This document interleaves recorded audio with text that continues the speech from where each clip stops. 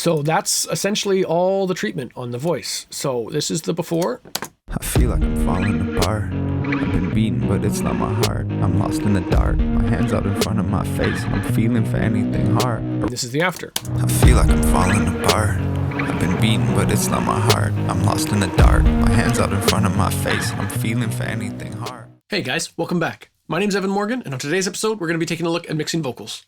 Along with some of the basics about mixing a vocal, I'd also like to take a look at why you might want to process a voice a certain way and what you might want to be listening for when you start your mix. Tom MacDonald released a new song today called Famous that I did the mixing and mastering for, so we can use that as our example. Let's hop into the session. So there's three processes we're going to be looking at today. One is tonal balance, so EQ. One is dynamic control, which is compression. And one is going to be adding spatial effects, reverbs, delays, things like that. So when approaching any vocal, there are three things that you should try and keep in mind. The first is what you were given. So how is the vocal recorded, the quality of the recording, what the tonalities are, how dynamic the recording was. The second thing that you should keep in mind is where you want the vocal to end up. So what your aspirations for it are, how bright you want it to be, where you want it to sit in the mix, what kind of spatial effects you think it needs. And the third thing, and one of the most important things, is context. Where is the vocal living with the other instruments? What's around it, and how is that going to affect your decisions when you approach the mix? So we'll take a look at all these parameters. I'm going to just dial in on the second verse here because it's a very kind of exposed part, and we can really kind of dial into what the voice is doing. I feel like I'm falling apart. I've been beaten, but it's not my heart. I'm lost in the dark. My hands out in front of my face. I'm feeling for anything hard. So let's turn everything off and see what we were given. I feel like I'm falling apart. I've been beaten, but it's not my heart. I'm lost in the dark. My hands out in front of my face, and I'm feeling for anything hard. I reach with my arms. The walls and the ceilings are far, and I'm bleeding, surrounded by sharks. I just need a spark. That's the vocal as Tom recorded it, and he sent it to me. So it's very well recorded. His performance is great. It's a little on the dark side. It's a little muffled sounding. So we're definitely going to need to open it up and brighten it up and add a little air to it. Dynamically, it's very controlled. He was very good with his delivery, and there's not words jumping in and out and anything overly too loud. So we're not going to have to go crazy with compression on this, which is good because I want it to sound natural. I don't want it to sound overcompressed. So let's look at the tonality and the EQ first. So like I said, we're going to want to brighten this up and cut out a little bit of low end. So I have a high pass here, a little bit of low mid control, and then a big top end boost. So if you watched my Everybody Hates Me video, some of this will look familiar. It's a lot of similar moves. Tom records his voice in a very similar way. So the way I approached it for all the songs on the album is very similar. So this is a 9.5 dB boost at 7K. So this is quite a bit of brightening. Sounds like this. I feel like I'm falling apart. I've been beaten, but it's not my heart. I'm lost in the dark. My hands out in front of my face. I'm feeling for anything hard. I reach with my arms. The walls and the ceilings are far, and I'm bleeding, surrounded by sharks. I just need a spark to see if the demons I'm fleeing have followed me here from the start. So it's definitely getting us the tonality that we want. We're taking where the vocal was recorded, and we're trying to get it closer to that final product that's in our heads. There is a little bit of dynamic control. EQ, this is FabFilter's Pro Q3, so it does have the ability to dynamically control these bands as well. So this top end boost is, like I said, a 9.5 dB boost, but I am, during the sibilance, whenever he hits an S or a T or something overly bright, I am pulling it down by about 2 dB. And that is me just getting a head start on my de-essing. That's not something that you need to worry about. You could make these same moves with any standard EQ, and it would sound very, very similar. I also have a little bit of low-end control. Just depending on his delivery, it can be quite deep sounding or a little bit thinner sounding. So that's just trying to dynamically control that a little bit. I feel like I'm falling apart. I've been beaten, but it's not my heart. I'm lost in the dark. My hands out in front of my face. I'm feeling for anything hard. I reach with my arms. The walls and the ceilings are... So the reason that I wanted the vocal that bright is because of the context, because of what's around the voice. So the backing track is very simple in this section. It's a kick and a snare and a guitar. And it sounds like this.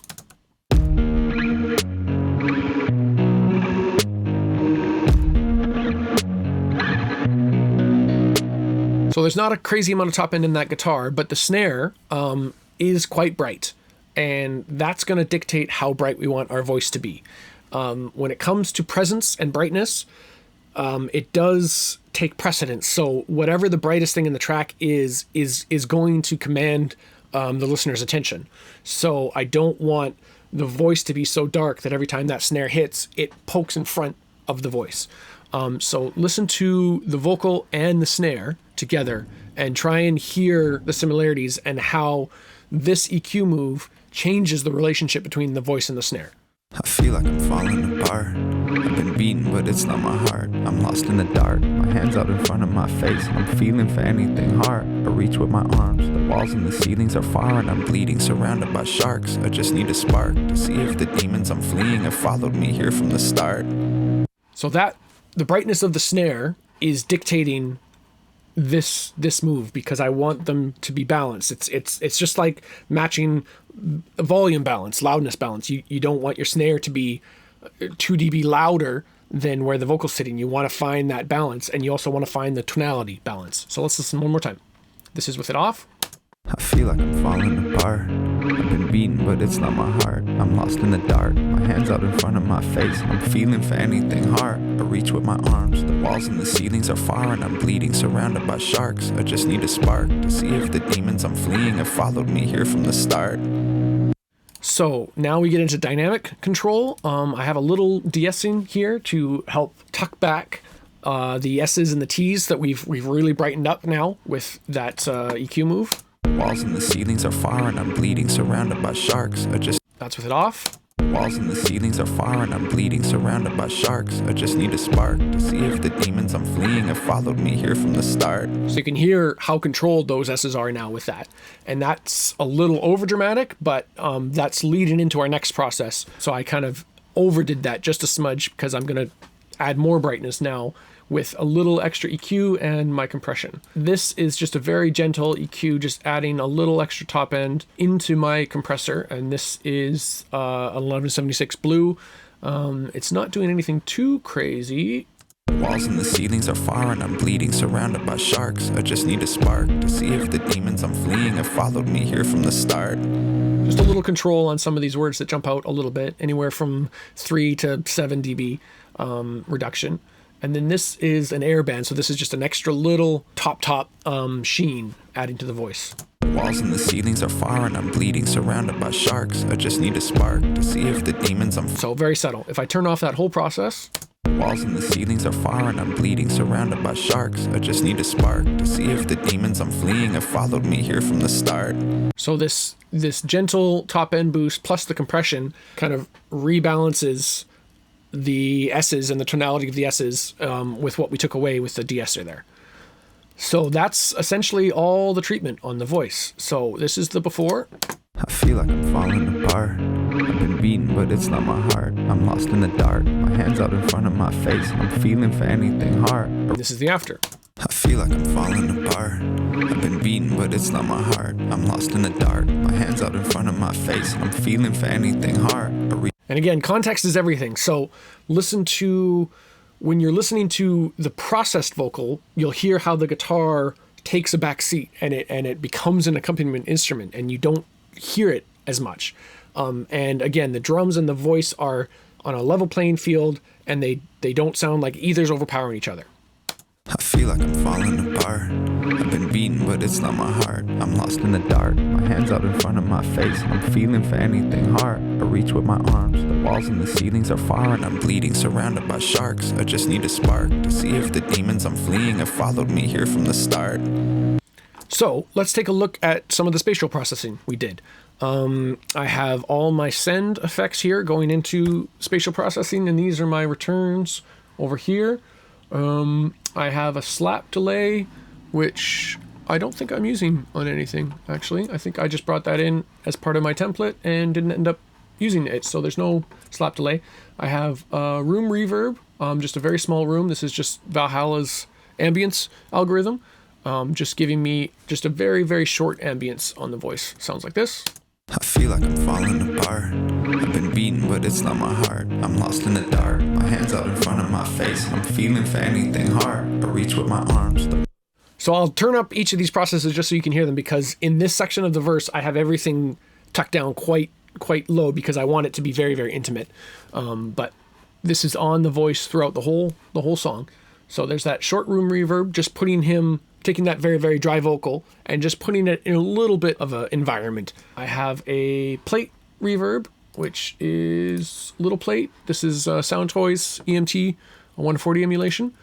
Sounds like this. I feel like I'm falling apart. I've been beaten, but it's not my heart. I'm lost in the dark. My hands out in front of my face. I'm feeling for anything hard. I reach. So just a standard short plate, a little bit of a high pass, just cutting out some of the low. I could actually ramp that up a little more.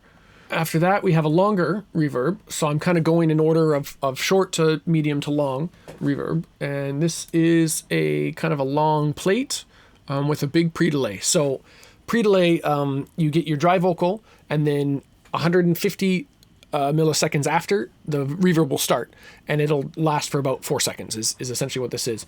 And it gives a very different sound. It sounds like... I feel like I'm falling apart. I've been beaten, but it's not my heart. I'm lost in the dark. My hands out in front of my face. I'm feeling for anything hard. I reach with my arms. The walls and the ceilings are far.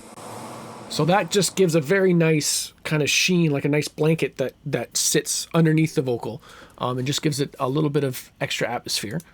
The last reverb I can't believe I have 4 reverbs on this vocal. This is insane. The last reverb I have is the guitar spring reverb. So I have on the guitars, I do have a little spring reverb, just to kind of add a little bit of ambience to them. And I'm sending the voice to that as well. I feel like I'm falling apart. I've been beaten, but it's not my heart. I'm lost in the dark. My hands out in front of my face. And that's just to make the guitar and the voice feel like they're in the same environment together. Just kind of make them feel like they belong together. I also have a 1/8 note delay that I'm not using on anything. So again, that's just a delay I bring into my template, but I didn't end up using it in this song. And the last spatial process is my H3000. So this is kind of an eventide, it's a little like the Dimension D or what have you, but it's just a stereo splitter and a pitch. So it just adds a little bit of stereo width and pitch dynamic to the vocal. Sounds like this. I feel like I'm falling apart. I've been beaten, but it's not my heart. I'm lost in the dark. My hands out in front of my face. I'm feeling for anything hard. I reach with my arms. The walls and the ceilings are far enough. I like using that on Tom's voice. It just gives it a little extra width, a little extra texture. Again, this section of the verse, I have it turned quite far down just because I want his voice very intimate. But even though the voice wants to be presented intimate, I don't want it to be completely dry. I'll show you what that sounds like. I feel like I'm falling apart. I've been beaten, but it's not my heart. I'm lost in the dark. My hands out in front of my face. I'm feeling for anything hard. I reach with my arms. The walls and the ceilings are far, and I'm bleeding, surrounded by sharks. I just need a spark to see if the demons I'm fleeing. I feel like I'm falling apart. I've been beaten, but it's not my heart. I'm lost in the dark. My hands out in front of my face. I'm feeling for anything hard. I reach with my arms. The walls and the ceilings are far, and I'm bleeding, surrounded by sharks. I just need a spark. So when it's completely dry, it's a little too sterile. It's a little too uncomfortable feeling. So I do want it to have a little atmosphere, just a little bit to let it sick in with the track just a little bit. But, obviously not too wet. The only other effect I have is a throw delay into a... So if I were mixing this on a desk, I would throw certain words into a delay or into a reverb or something. But in Pro Tools, it's just easier to pull those words down and put it on its own track. So these little green moments here are throws into a space echo, I believe. Yeah, so this is just a warbly tape echo. Sounds like this.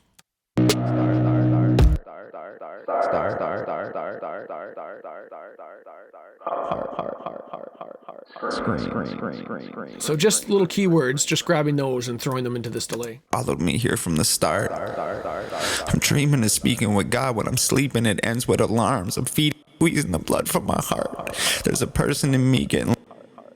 So that's the spatial effects that we're using on this. Just to recap, the 3 things you want to be looking at are, 4 things. Volume balance is first and foremost, and because this is kind of a sparser part, I'm not really needing to do much volume automation. It's kind of just set it where it feels comfortable. So volume balance, number 1. Number 2 is tonal balance, EQ, how the tonality is matching with the other elements in the song. 3 is dynamic control, compression, and whether words are jumping out too much.